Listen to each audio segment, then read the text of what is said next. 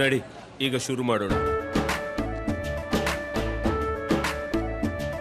ಕೇಸರಿಯಿಂದ ಮನೋಲ್ಲಾಸ ಮನಸ್ಸು ಮತ್ತೇರಿ ಕುಣಿದಾಡಿದೆ ನೋಡು, ಮನಸ್ಸು ಮತ್ತೇರಿ ಕುಣಿದಾಡಿದೆ ನೋಡು.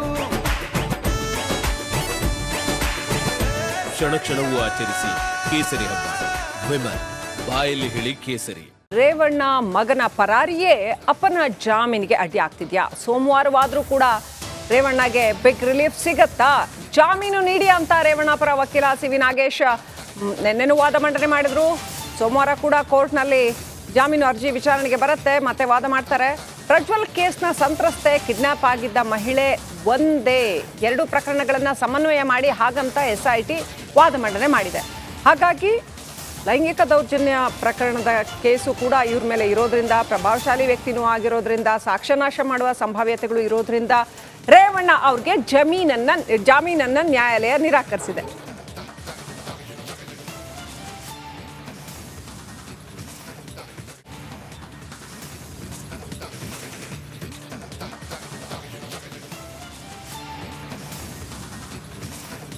ಮಾಜಿ ಸಚಿವ HD ರೇವಣ್ಣ ಅವರಿಗೆ ಸೋಮವಾರವಾದರೂ ಬೇಲ್ ಸಿಗುತ್ತಾ ಅನ್ನೋದು ಪ್ರಶ್ನೆ ಆಗ್ತಾ ಇದೆ. ಕಾರಣ ಸೋಮವಾರಕ್ಕೆ ಈ ಜಾಮೀನು ಅರ್ಜಿಯ ವಿಚಾರಣೆ ಮುಂದೂಡಿಕೆ ಆಗಿರೋದು. ನಿನ್ನೆ ಬಹಳ ನಿರೀಕ್ಷೆ ಇಟ್ಕೊಂಡಿದ್ರು ರೇವಣ್ಣ ಅವರು ಜಾಮೀನು ಸಿಗಬಹುದು ಅಂತ, ಬಟ್ ನಿನ್ನೆಯೂ ಕೂಡ ನಿರಾಸೆ ಆಯಿತು. ಒಟ್ನಲ್ಲಿ ಈಗ 14ನೇ ತಾರೀಕು ಮೇ 14ರ ತನಕ ಕೂಡ HD ರೇವಣ್ಣ ಅವರಿಗೆ ನ್ಯಾಯಾಂಗ ಬಂಧನ ವಿಧಿಸಲಾಗಿದೆ. ಅಲ್ಲಿ ತನಕ ಅವರಿಗೆ ಪರಪ್ಪನ ಅಗ್ರಹಾರ ಜೈಲೇ ಗತಿ. ಬಟ್ ಅದರ ಒಳಗಡೆ ಈ 7 ದಿನದ ಒಳಗಡೆ ಅವರಿಗೆ ಬೇಲ್ ಸಿಗಬಹುದು, ಆಚೆ ಬರಬಹುದು ಅನ್ನುವಂತ ನಿರೀಕ್ಷೆ ಇತ್ತು. ಬಟ್ ಅದು ಹುಸಿಯಾಗಿದೆ.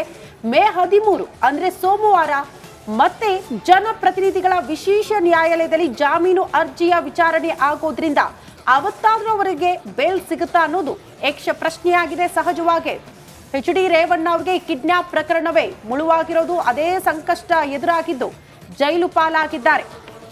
ಒಂದು ಕಡೆ ದಳಪತಿಗಳು ಈ ಮುಜುಗರದಿಂದ ತಪ್ಪಿಸಿಕೊಳ್ಳುವಂತಹ ಪ್ರಯತ್ನಗಳನ್ನ ಕೂಡ ಮಾಡ್ತಿದ್ದಾರೆ. ಡ್ಯಾಮೇಜ್ ಕಂಟ್ರೋಲ್ಗೆ ಮುಂದಾಗಿದ್ದಾರೆ ದಳಪತಿಗಳು. ಬಟ್ ಯಾವುದು ಕೂಡ ವರ್ಕೌಟ್ ಆದಂಗೆ ಕಾಣಿಸ್ತಾ ಇಲ್ಲ. ಈಗ ಪ್ರಶ್ನೆ ಇದ್ದಿದ್ದು, ಪೆನ್ ಡ್ರೈವ್ ನಲ್ಲಿ ಇದ್ದದ್ದು ವಿಡಿಯೋ ಮಾಡಿದವರನ್ನ ಬಿಟ್ಟು ಇದನ್ನ ವೈರಲ್ ಮಾಡಿದ್ದು ಯಾರು ಅನ್ನೋದನ್ನ ಪ್ರಶ್ನೆ ಮಾಡ್ತಿದ್ದಾರೆ.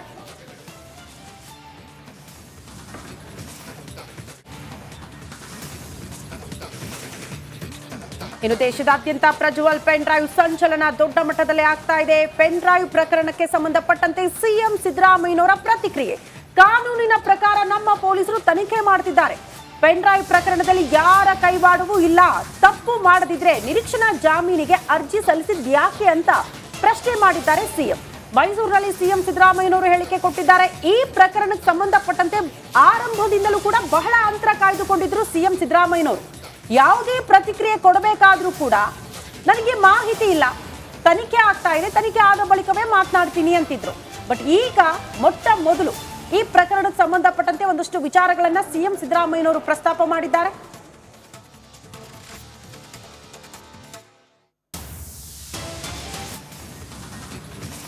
ಈಗ SIT ಮಾಡಿದ್ದೀವಿ.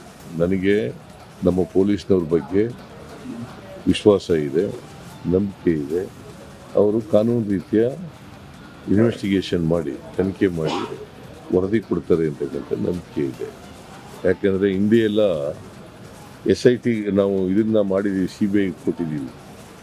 BJPಯವರು ಯಾವತ್ತೂ ಕೂಡ CBIಗೂ ಒಂದು ಕೇಸ್ ಕೊಟ್ಟಿರಲಿಲ್ಲ. 13ರಿಂದ 18ರವರೆಗೆ ಒಂದೇ ಒಂದು ಕೇಸ್ ಕೊಟ್ಟಿರಲಿಲ್ಲ. ನಾವಿದ್ದು 13 ನಾವಿದ್ವಿ. ಆಗ ಏನಂತ ಕರಿತಿದ್ರು ಅಂತಂದರೆ ಕರಪ್ಷನ್ ಬ್ಯೂರೋ ಆಫ್ ಇನ್ವೆಸ್ಟಿಗೇಷನ್ ಅಂತ ಕರಿತೀವಿ.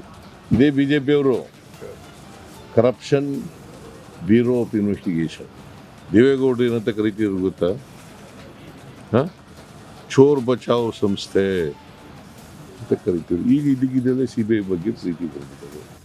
DK ಶಿವಕುಮಾರ್ ಅವರ ಇನ್ವಾಲ್ವ್ಮೆಂಟ್ ಈ ಕೇಸ್ನಲ್ಲಿ ಇರೋ ಕಾರಣಕ್ಕೆ ಯಾರ ಇನ್ವಾಲ್ವ್ಮೆಂಟು ಇಲ್ಲ, ಇದರಲ್ಲಿ ಯಾರ ಇನ್ವಾಲ್ವ್ಮೆಂಟು ಇಲ್ಲ. ಗೊತ್ತಾಯ್ತಾ? DK ಶಿವಕುಮಾರ್ ಇನ್ವಾಲ್ವ್ಮೆಂಟು ಇಲ್ಲ, ನನ್ನ ಇನ್ವಾಲ್ವ್ಮೆಂಟು ಇಲ್ಲ, ಯಾರ ಇನ್ವಾಲ್ವ್ಮೆಂಟು ಇಲ್ಲ. ಕಾನೂನು ಪ್ರಕಾರ SIT ಕಾನ್ಸ್ಟಿಟ್ಯೂಟ್ ಮಾಡಿದ್ದೀವಿ. ನನಗೆ ನಮ್ಮ ಪೊಲೀಸ್ನವ್ರ ಮೇಲೆ ವಿಶ್ವಾಸ ಇದೆ, ನಂಬಿಕೆ ಇದೆ. ಸತ್ಯಾಸತ್ಯತೆಗಳನ್ನು ಪತ್ತೆ ಹಚ್ತಾರೆ ಅಂತ ಸರ್ ರೇವಣ್ಣ ಅವರ ಬಂಧನದಲ್ಲಿ ರಾಜಕೀಯ ಹಸ್ತಕ್ಷೇಪ ಇದೆ, ಅಲ್ಲಿ ಪ್ರಕರಣನೇ ಇಲ್ಲ, ಆದ್ರೂ ಬಂತಿದ್ದಾರೆ ಅನ್ನೋ ಒಂದು ಆರೋಪ. ಏನು ಹಸ್ತಕ್ಷೇಪ? ಮತ್ತೆ ಆಗಿದ್ಮೇಲೆ ಆನ್ಸಿಪೇಟರಿ ಬೇಲ್ ಯಾಕೆ ಮೂವ್ ಮಾಡಿದ್ರು? ಏನು ಕೇಸ್ ಇಲ್ಲ ಅಂದಮೇಲೆ ವೈ ಈ anticipatory bail application is rejected by the court? ಏನು ಕೇಸೇ ಇಲ್ಲ ಅಂದಮೇಲೆ ಆನ್ಸಿಪೇಟರಿ ಬೇಲ್ ಕೊಡ್ಬೇಕಾಗಿತ್ತಲ್ವೇನ್ರಿ? ಉದ್ದೇಶಪೂರ್ವಕವಾಗಿ ಬಂದಿದ್ದಾರೆ. ಕೋರ್ಟ್ ಹೇಳ್ರಿ, ನೀನು ಏನೇನೋ ಮಾತಾಡ್ತೀಯಲ್ಲಪ್ಪ. FIR ದಾಖಲಾಯ್ತು ಅಂತ ನಿರೀಕ್ಷಣಾ ಜಾಮೀನು ಅರ್ಜಿ ಹಾಕೊಂಡು ಅಂತಂದ್ರು. ಅದಲ್ಲಪ್ಪ, ಮಾಡಿದ್ದಾರೆ ಹಾಗಂದ್ಮೇಲೆ FIR ನೋಡಿದ್ಮೇಲೆ ಸುಳ್ಳು FIR ಆದ್ಮೇಲೆ ಯಾಕೆ ಆನ್ಸಿಪೇಟರಿ ಬೇಲ್ ರಿಜೆಕ್ಟ್ ಆಯಿತು?